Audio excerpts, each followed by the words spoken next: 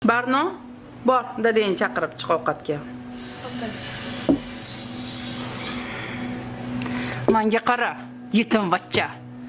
Hozir hamma bilan o'tirganda ovqat yemaysan. Kechki ovqatdan mahrum bo'lganing esingdami? Hozir jazoingni olasan, tushundingmi?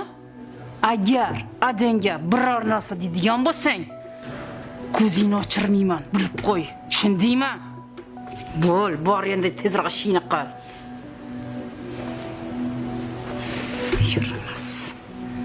Oila, zo'r o'pdi.